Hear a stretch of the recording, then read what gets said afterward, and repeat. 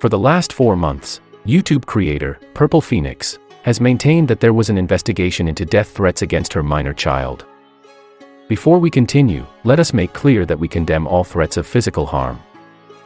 Contacting law enforcement is the correct action to take when threats are made. During the last 4 months, Purple Phoenix has maintained that a sub to her channel, known as Frank, was responsible for the death threats and was under investigation. During this time span, Frank, who already has several health issues, had been hospitalized for seizures and had brain scans. Meanwhile, he was a constant source of conversation and suffered major condemnation in public. You can imagine the incredible stress this placed upon Frank. He was constantly discussed as a man who had threatened to kill a child. Circle Jerk had concerns about the way this was presented to the public. The way that there were constant conversations about reports and investigations, but no apparent facts. At the start of February, publicly visible threats against Purple Phoenix's toddler grandchild were made in the chat during a live. While Purple Phoenix was contacting the police, her friend, Heidi, was running the panel. During that time, Heidi speculated that the members of Circle Jerk were involved in making the threats. We were deeply concerned that this would turn into a Frank situation, where we would be publicly connected with these threats against a young child. We decided that we needed to know, for a fact, if we had been implicated in making these threats. We decided to make a FOIA request for all police reports and 911 calls for the complete period when threats were made against both children. We requested both reports and calls as Purple Phoenix maintained she had gone to the police station over the first threats. There was no report of death threats against her minor child. Nothing.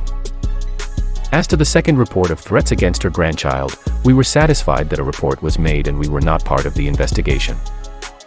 It was a relief. However, after we revealed that there wasn't a 911 call or report on the first death threats, and Frank had been under this cloud for nothing, Purple maintained there was a report and an investigation. Until, over 2 weeks later, the truth finally slipped out on a live. The following sound clip is taken from a Purple Phoenix live broadcast on April 5, 2023. It was titled, "Running These Tube Streets What Will?" Timestamp, 1 hour and 40 minutes through 1 hour and 42 minutes. It was quite an eye-opener. In my position would be doing the same thing, especially after my children were threatened. Okay, my son, I went to the police station, explained to the lady that was at the desk what happened. She's like, well, do you record it? I said, no. Do you know the number? And I was like, no, it's all zeros. And she's like, well, it's hearsay. It's your word against whoever else it could be. We don't know.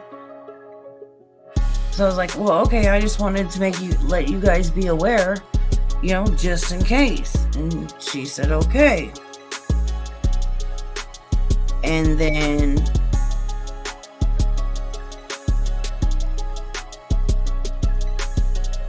do you want to turn your camera off or on? Who is it? Shady. Let's listen again. In my position would be doing the same thing, especially after my children were threatened. Okay, my son, I went to the police station, explained to the lady that was at the desk what happened. She's like, well, do you record it? I said, no. Do you know the number? And I was like, no, it's all zeros. And she's like, well, it's hearsay.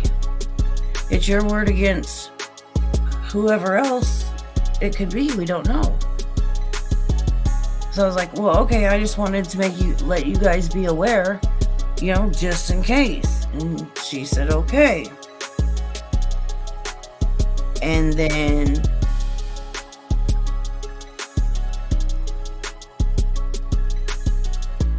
do you want to turn your camera off or on? Who is it? Shady. As we correctly stated, there was no police report. No investigation. Who knows if there was actually a trip to the police station? Or even a call? There's only Purple's word. And we've shown you time and time again that those words are unreliable, at best.